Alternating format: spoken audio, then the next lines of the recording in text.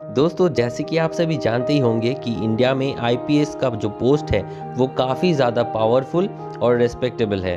तो अगर आप एक आईपीएस ऑफिसर बनते हैं तो आपको क्या क्या पर्क्स और फैसिलिटीज़ मिलने वाला है और आपका सैलरी कितना मिलेगा, इन्हीं सारे विषय के ऊपर आज इस वीडियो में हम डिस्कस करेंगे।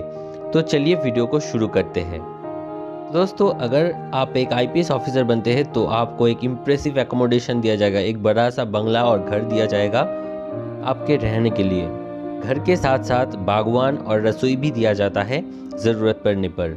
इंडिया में कहीं पर भी आप अगर पोस्टेड होते हो तो आपको ये ऐसा ही इम्प्रेसिव एकोमोडेशन मिल जाएगा गवर्नमेंट की तरफ से। नेक्स्ट जो फैसिलिटी आपको दिया जाएगा वो है सिक्योरिटी गार्ड्स। एक आईपीएस ऑफिसर के सुरक्षा घेरा में 2 से 6 सिक्योरिटी गार्ड्स हमेशा मौजूद होता है। इसी के साथ 2 आर्म्ड सिक्योरिटी गार्ड्स आईपीएस के घर में पोस्टेड होते हैं और ज़रूरत पड़ने पर एक आईपीएस ऑफिसर अपना सिक्योरिटी को बढ़ा भी सकता है। नेक्स्ट फैसिलिटी जो एक आईपीएस ऑफिसर को मिलता है वो है ऑफिशियल व्हीकल।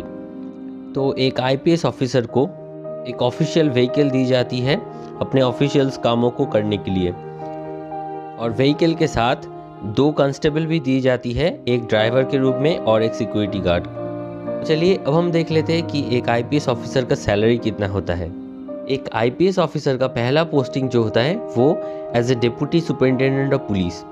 इस पोस्ट में उस आईपीएस ऑफिसर को मिलता है 56,100 रुपीज़। उसके बाद 1 साल के एक्सपीरियंस के बाद एडिशनल सुपरिटेंडेंट ऑफ पुलिस बन जाता है और उस टाइम पर जो सैलरी होता है वो 67,700, और उसके बेसिस पर उसके बाद जो सीनियर सुपरिटेंडेंट ऑफ पुलिस वो बन जाता है। Next deputy inspector general of police. Accordingly ये सैलरी बढ़ते हुए 2,25,000 तक पहुंचता है। और ये जो सैलरी की हम बात कर रहे हैं ये अकॉर्डिंग टू 7th पे कमीशन। इसी के साथ साथ एक आईपीएस ऑफिसर को कोई भी टोल प्लाजा में कोई भी टोल टैक्स नहीं भरना पड़ता है।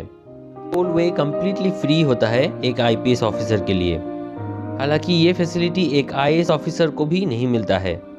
और एक फैसिलिटी जो एक आईपीएस ऑफिसर को मिलता है वो है फ्री ट्रांसपोर्ट फैसिलिटी, जिसमें एक आईपीएस ऑफिसर अपने ऑफिशियल कामों के लिए हवाई यात्रा कर सकता है, वो भी फ्री में। और ट्रेन पर भी एक IPS officer first class AC coach में फ्री में यात्रा कर सकता है ऑफिशियल ट्रिप के दौरान। दोस्तों, अगर आपने अभी तक हमारे चैनल को सब्सक्राइब नहीं किया है तो जल्दी से सब्सक्राइब कर लीजिए ऐसी नॉलेजेबल और यूज़फुल वीडियोस पाने के लिए। चलिए अब हम देख लेते हैं कि एक आईपीएस ऑफिसर को और क्या क्या फैसिलिटीज़ दिया जाता है। तो एक आईपीएस ऑफिसर अपनी पढ़ाई को जारी रखते हुए विदेश में पढ़ सकता है और वहाँ पे 2 साल के लिए उनको स्टडी लीव दिया जाता है, और जो भी एक्सपेंसेस होता है स्टडी लीव के दौरान वो गवर्नमेंट ही उठाता है। आईपीएस ऑफिसर को स्टडी लीव के साथ साथ और भी बहुत सारे बेनिफिट्स मिलते हैं, जैसे कि इलेक्ट्रिसिटी बिल एक आईपीएस ऑफिसर को पे नहीं करना पड़ता है, free mobile bill, free SMS service दिया जाता है, फ्री ब्रॉडबैंड सर्विस भी प्रोवाइड की जाती है गवर्नमेंट की तरफ से। ये सारे ऑफिशियल बेनिफिट्स के साथ साथ एक आईपीएस ऑफिसर को बहुत सारे अनऑफिशियल बेनिफिट्स भी मिलते हैं, जैसे एक आईपीएस ऑफिसर को इनवाइट किया जाता है स्कूल, कॉलेज, सेमिनार में एज ए चीफ गेस्ट, और एक आईपीएस ऑफिसर को पार्टीज, फेस्ट में भी इनवाइट की जाती है और सेरेमोनीज में भी।